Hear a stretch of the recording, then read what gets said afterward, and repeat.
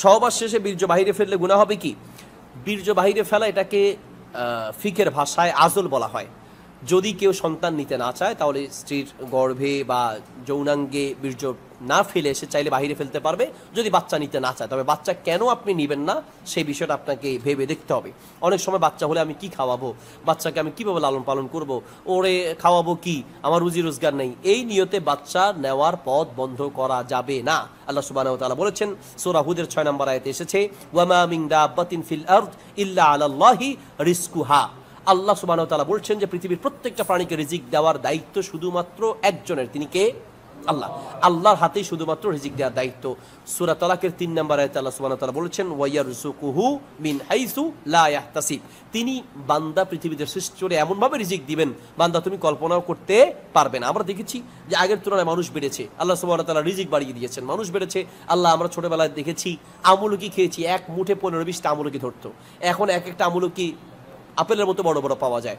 মানুষ বেড়েছে, আল্লাহ রিজিকের সাইজ বাড়িয়ে দিয়েছেন। আমরা বড়ই খেয়েছি, ছোট ছোট বড়ই, এখন এক একটা বড়ই পাওয়া যায় পেয়ারার মতো বড় বড়। মানুষ বেড়েছে, আল্লাহ রিজিকের সাইজ বাড়িয়ে দিয়েছেন। আমরা ছোটবেলায় ডিম খেয়েছি, শুধু সাদা ডিম, দেশি ডিম। এখন দেশি ডিম আছে, ফার্মের ডিম আছে, সাদা আছে, কালো আছে, লাল আছে, কোয়েল পাখির ডিম আছে, কত ডিম আছে। মানুষ বেড়েছে, আল্লাহ রিজিকের সাইজ বাড়িয়ে দিয়েছেন, রিজিক বাড়িয়ে দিয়েছেন। কাজী সন্তান হলে খাওয়াবো কি, এই আশায় সন্তান নেয়ার পথ বন্ধ করা যাবে না। বাকি সন্তান নিতে গেলে সন্তান অসুস্থ হয়ে যেতে পারে, তার সমস্যা হতে পারে, অথবা স্ত্রীর কোনো সমস্যা হতে পারে, অসুস্থ হয়ে যেতে পারে, মারা যেতে পারে। এইরকম যদি মনে করেন তাহলে সাময়িকের জন্য সন্তান না নেয়ার বৈধতা আছে। স্থায়ীভাবে সন্তান না নেওয়ার পন্থা অবলম্বন করার বৈধতা নেই।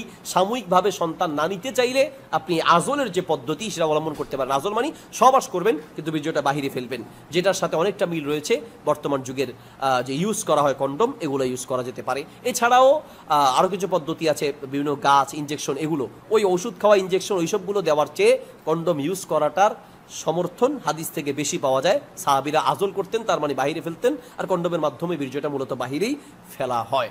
সম্মানিত শ্রোতাবৃন্দ, আপনারা যারা আমাদের প্রশ্নগুলো শুনছেন, আপনারা যারা আছেন শুনছেন, বা মিডিয়া যারা শুনবেন, আপনারা এই সমস্ত বিষয়গুলোকে নিয়ে অনেক সময় ভাববেন বা চিন্তা করতে পারেন যে আমরা এগুলোর উত্তর কেন দিচ্ছি। এই সমস্ত বিষয়গুলোর উত্তর যদি আমরা না দিই, অনেকেই না বুঝে এগুলোকে হারাম পথে চলে যাচ্ছে, অবৈধ পথে চলে যাচ্ছে। রাসূল সাল্লাল্লাহু আলাইহি ওয়াসাল্লাম এই সমস্ত বিষয়গুলোর উত্তর দিয়েছেন, হাদিসে এসেছে। কিভাবে ইসলাম তো এমন একটা ধর্ম, সূরা মাইদার 3 নম্বর আয়াতে এসেছে, আল ইয়াউমা আকমালতু লাকুম দীনাকুম ওয়া আতমামতু আলাইকুম নি'মাতি ওয়া রাদিতু লাকুমুল ইসলামা দীনা। ইসলাম একটি পরিপূর্ণ জীবন ব্যবস্থা। অন্য কোনো ধর্মে আপনি এত পাই টু পাই প্রত্যেকটা বিষয়ের সমাধান পাবেন না, কিন্তু ইসলাম এমন একটা ধর্ম আপনার প্রত্যেকটা প্রশ্নের জবাব কোরআন সুন্নাহর ভিতরে আছে। সুবহানাল্লাহ। আপনি কিভাবে স্ত্রীর সাথে সহবাস করবেন, কিভাবে বাথরুমে যাবেন, কিভাবে বাথরুম থেকে বের হবেন, কিভাবে বাথরুমে বসবেন, সবগুলো পাই টু পাই শরীয়তে বলা আছে। এই জন্য আমরা বিষয়গুলো প্রশ্ন আসে আপনাদেরকে কথাগুলো বলি, এগুলোকে আপনারা ভিন্ন পথে নেয়ার চেষ্টা করবেন না।